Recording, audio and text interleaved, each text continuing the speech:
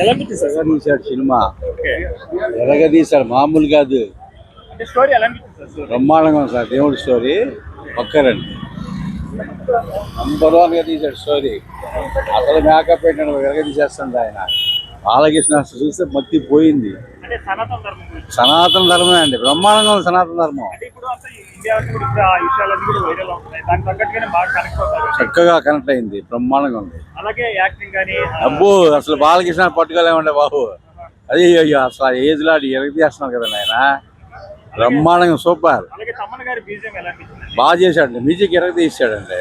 Graphics మటుకి బ్రహ్మాండం, graphics ఎవరు చేశారో కానీ అద్భుతంగా చేశాడండి, అందరూ బాగా ఫ్యాన్స్ ఎక్స్పెక్ట్ చేసింది బ్రహ్మాండం. దానికన్నా 100 రెట్లు ఎక్కువ ఉంది. మంచి కలెక్ట్ చేస్తారు. బ్రహ్మాండ కలెక్షన్ వస్తుందండి, సూపర్. చూసే పని లేదు, బ్రహ్మాండం కూడా మూవీ. Okay, thank you. చెప్పండి సినిమా ఎలా అనిపించింది?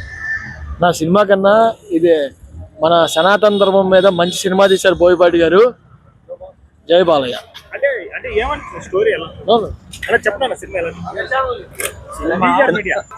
సినిమా బాగుందండి. బాలయ్య వైష్ణవ్ గారి యాక్టింగ్ బాగా చేశాడు, సమాజం గురించి బాగా చెప్పాడు. మన డైరెక్షన్ బాగుంది, బోయపాటి డైరెక్షన్ బాగుంది, మూవీస్ బాగుంది. అంటే ఇప్పుడంతా ఈ సినిమాలో సనాతన ధర్మం అంటున్నారు. ఇప్పుడంతా కూడా ఇండియా వైజ్ గా ట్రెండ్ అవుతుంది అనమాట. ఇది అక్కడ సనాతన ధర్మం గురించి అందులో రిలేషన్ గా ఉంది.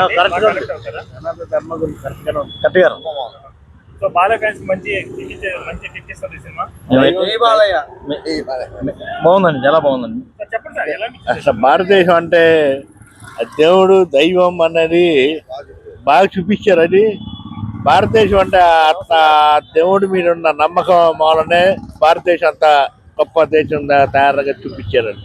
మంచి హిట్ కొట్టారంటే బాలయ్య గారు. బాగుంది, బాలయ్య గారు బాగా యాక్ట్ చేశారు. మిగతా వాళ్ళందరూ కూడా బాగా యాక్ట్ చేశారు, అందరూ ఎవరి కాళ్ళు